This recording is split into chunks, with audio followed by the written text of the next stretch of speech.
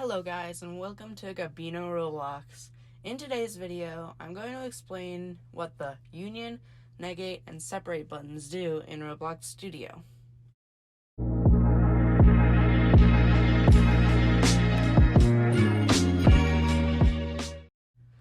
Alright, so here are 3 examples of why you need unioning. First off, here's a hollow brick I made with the union feature. Then I have this grate here, which I also made with the union feature. Then also here are 3 parts, which I can explain later. So first off, I will show you how to simply hollow out a brick. To start, I'm going to generate this part here and just scale it to size. Then let's duplicate it with Control D, and we'll scale this one a bit smaller. Then I'm going to make it longer than the original brick. This is very important.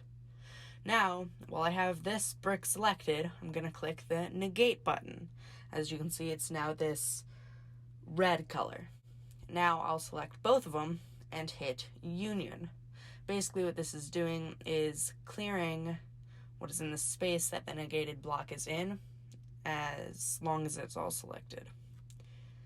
Now I bet you're asking what the Separate button does, and I'll show you. So first, I'm going to select the part we just made a union out of, and I'm going to click Separate.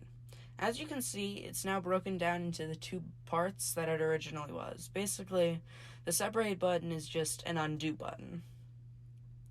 Alright, so now we understand the basics. So I'm going to show you how to make this little vent right here. Of course, you could individually scale all of these parts and put them together. There's a much easier way to do it with union. So first, I'm going to scale this part to the size I want the vent, which is going to be like this. And now, like we did last time, I'm going to create smaller parts that I want the size of, in this case, the grates. Now I'm going to duplicate the position and just make them all. Again, make sure that these parts extend deeper than the original block or it'll confuse the game. Very important. Now I'm going to select all of them except for that original part, so the parts that are in the grate spot, and I'm going to negate them. Now, again, select them all and hit Union.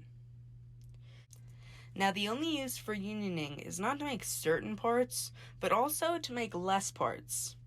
And according to this dev forum post, as you can see, you should have about a maximum of 13,000 parts in your game, which should be spread across a large map. Now, you may think that sounds like quite a lot, but once you really start getting into building, you get to that point pretty quick. So as you can see, I have these 3 parts here, and just to minimize on parts, I'm going to select them all and hit Union. Now, nothing visually changes, but now they've gone from 3 parts down to just 1 part. We've taken away 2 parts in the process. That may not sound like a lot, but again, it adds up. Now please note that this will only work if the parts are the same color and material. If they do not match, it'll just randomly pick one and make them both look like that. For example, I'm going to put these 2 parts here. One will be black, this one will be red. Now I'm going to select them both and union them. And as you see, they're now both red. Alright guys, thanks for watching. If you're new here, please like and subscribe, and I hope I can help you in some other videos. See ya!